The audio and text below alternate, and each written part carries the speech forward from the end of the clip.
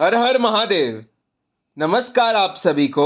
मैं हार्दिक आप सभी का स्वागत करता हूँ हमारे इस YouTube चैनल पर जिसका नाम है धर्मोरक्षणा।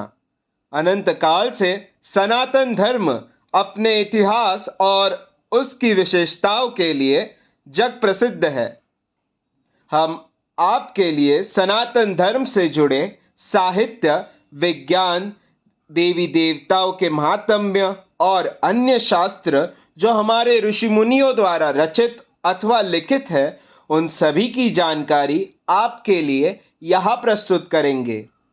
इस कलयुग में हर एक तक हमारे प्राचीन ग्रंथ, वेद, पुराण, उपनिषद और अन्य साहित्यों के विषय में रोचक जानकारी हम आपके लिए यहाँ प्रस्तुत करेंगे। आशा करते हैं हमें आपका सकारात्मक प्रतिसाद मिलता रहेगा। हर हर महादेव। श्री रुद्र संहिता द्वितीय खंड 10वां अध्याय ब्रह्मा विष्णु संवाद। ब्रह्मा जी बोले, नारद, काम के चले जाने पर श्री महादेव जी को मोहित कराने का मेरा अहंकार गिरकर चूर चूर हो गया, परंतु मेरे मन में यही चलता रहा कि ऐसा क्या करूं जिससे महात्मा शिव जी स्त्री ग्रहण कर ले। यह सोचते सोचते मुझे विष्णु जी का स्मरण हुआ। उन्हें याद करते ही पीतांबरधारी श्री हरि विष्णु मेरे सामने प्रकट हो गए। मैंने उनकी प्रसन्नता के लिए उनकी बहुत स्तुति की। तब विष्णु जी मुझसे पूछने लगे कि मैंने उनका स्मरण किस उद्देश्य से किया था। यदि तुम्हें कोई दुख या कष्ट है तो कृपया मुझे बताओ, मैं उस दुख को मिटा दूंगा। तब मैंने उनसे कहा, हे केशव, यदि भगवान शिव किसी तरह पत्नी ग्रहण कर ले अर्थात विवाह कर ले तो मेरे सभी दुख दूर हो जाएंगे, मैं पुनः सुखी हो जाऊंगा। मेरी यह बात सुनकर भगवान मधुसूदन हंसने लगे और मुझ लोक सृष्टा ब्रह्मा का हर्ष बढ़ाते हुए बोले, हे ब्रह्मा जी, मेरी बातों को सुनकर आपके सभी भ्रमों का निवारण हो जाएगा। शिवजी ही सबके कर्ता और भरता है। वे ही इस संसार का पालन करते हैं, वे ही पापों का नाश करते हैं। भगवान शिव ही परब्रह्म परेश, निर्गुण, नित्य, अनिर्देश्य, निर्विकार, अद्वितीय, अनंत और सबका अंत करने वाले हैं। हे वे सर्वव्यापी है, तीनों गुणों को आश्रय देने वाले, ब्रह्मा, विष्णु और महेश नाम से प्रसिद्ध रजोगुण, तमोगुण, सत्वगुण से दूर एवं माया से रहित है। भगवान शिव योग परायण और भक्तवत्सल है।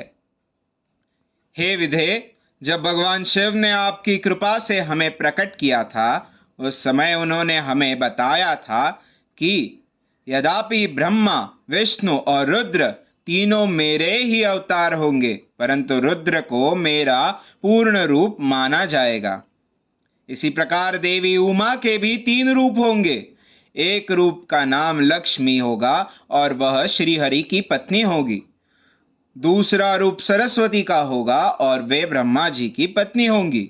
देवी सती उमा का पूर्ण रूप होंगी, वे ही भावी रुद्र की पत्नी होंगी। ऐसा कहकर भगवान महेश्वर वहां से अंतर्धान हो गए।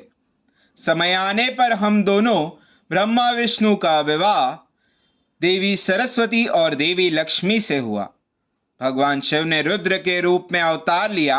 वे कैलाश पर्वत पर निवास करते हैं, जैसे कि भगवान शिव ने बताया था कि रुद्र अवतार की पत्नी देवी सती होंगी, जो साक्षात शिवारूप है। अतः तुम्हें उनके अवतरण हेतु प्रार्थना करनी चाहिए। अपने मनोरथ का ध्यान करते हुए देवी शिवा की स्तुति करो। वे देवेश्वरी प्रसन्न होने पर तुम्हारी सभी परेशानियों और बाधाओं को दूर कर देंगी। इसलिए तुम सच्चे हृदय से उनका स्मरण कर उनकी स्तुति करो। यदि शिवा प्रसन्न हो जाएंगी तो वे पृथ्वी पर अवतरित होंगी। वे इस लोक में किसी मनुष्य की पुत्री बनकर मानव शरीर धारण करेंगी। तब वे निश्चय ही भगवान रुद्र का वरण कर उन्हें पति रूप में प्राप्त करेंगी। तब तुम्हारी सभी इच्छाएं अवश्य ही पूर्ण होंगी।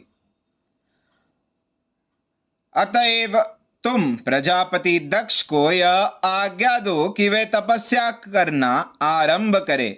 उनके तप के प्रभाव से ही पार्वती देवी सती के रूप में उनके यहाँ जन्म लेंगी। देवी सती ही महादेव को विवाह सूत्र में बांधेंगी। शिवा और शिवजी दोनों निर्गुण और परम ब्रह्म स्वरूप है और अपने भक्तों के पूर्णतः अधीन है। वे उनके इच्छानुसार कार्य करते हैं। ऐसा कहकर भगवान श्री हरि विष्णु वहां से अंतर्धान हो गए। उनकी बातें सुनकर मुझे बड़ा संतोष हुआ, क्योंकि मुझे मेरे दुखों और कष्टों का निवारण करने का उपाय मालूम हो गया था। अध्याय 10वां समाप्त। हमारे कार्य की सराहना करते हुए हमारे इस YouTube चैनल को सब्सक्राइब करें, शेयर करें और लाइक करें। हमारे कार्य मानव जाति के हित हेतु अधिकांश मानव जाति तक पहुंचाने के लिए हमारी सहायता करें। भविष्य में हमारे सनातन धर्म के विषय में जानकारी प्राप्त करने हेतु हमारे साथ यहाँ बने रहिए हमारे इस YouTube चैनल पर, जिसका नाम है धर्मो रक्षणा।